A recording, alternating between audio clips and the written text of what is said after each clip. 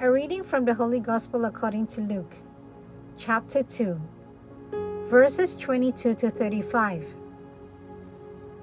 Passage taken from the Message version of the Bible. Then, when the days stipulated by Moses for purifications were complete, they took him up to Jerusalem to offer him to God as commanded in God's law. Every man who opens the womb shall be a holy offering to God, and also to sacrifice the pair of doves or 2 young pigeons, prescribed in God's law. In Jerusalem at that time, there was a man, Simeon by name, a good man, a man who lived in the prayerful expectancy of help for Israel, and the Holy Spirit was on him. The Holy Spirit had showed him that he would see the Messiah of God before he died. Led by the Spirit, he entered the temple. As the parents of the child Jesus brought him in to carry out of the riches of the law, Simeon took him into his arms and blessed God.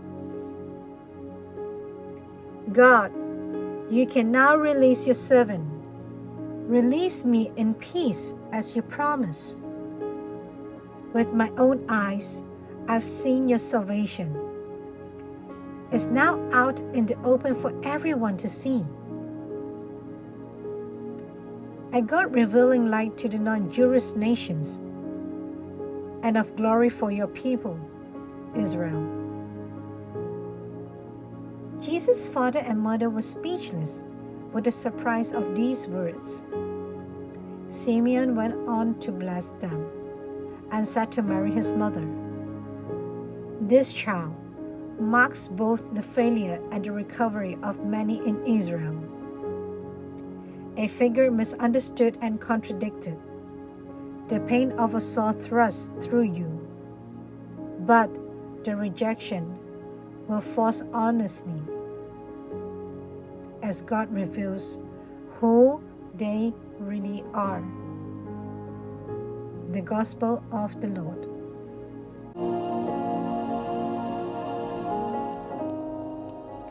Reflections on the Gospel according to St. Luke, chapter 2, verses 22 to 35. Now I can die. This is how the Gospel presents the serene figure of Simeon, in vivid contrast to the tortured Herod, slayer of the innocents, who got a mention in the Gospel yesterday.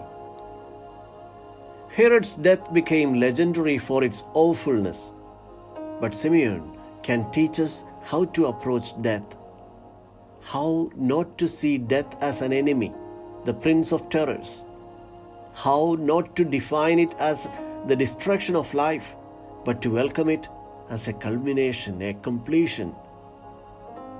If we have not lived our lives faithfully and fruitfully, we will be terrified of death. If Simeon could approach death so peacefully, he must have lived a deep life. Unlike Herod, he must have fought the war within and come to peace with himself, with others, and with God. Now, Lord, you can let your servant go in peace. Simeon's canticle is a beautiful closing of the day, a lesson on how to end things, how to approach the end of life, and how to take one's leave. He is prepared for a peaceful departure. He spent his entire life in waiting for the consolation of the people of Israel. His waiting reached a blessed end when Jesus entered the temple with his parents. He was able to experience the fulfilment of God's promises because his whole life was in resonance with God's voice. The story of Simeon teaches that our hopes will be realized someday, if not immediately, and God will fulfill every one of his promises. But God's ways do not always correspond our ways. Simeon was waiting for the glorious Messiah of Israel.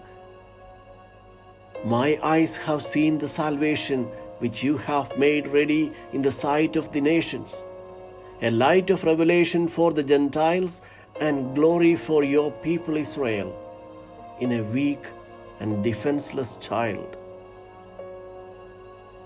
Simeon shows us how to end each day, a year, and our life itself in peace with God. Simeon personifies the history of Israel. He represents a people who, in spite of all the conflicts and deviations from faith and God, continue to trust in the new future that God had promised them. He personifies the story of any person in search, with the possibility of welcoming Emmanuel, God with us, and announcing the novelty of His kingdom. We need more elders like Simeon, also young and middle-aged Simeons, that from the experience of a life lived in confidence and faith, they transmit that confidence and faith to those who come from behind. Do you believe that you too can be a Simeon?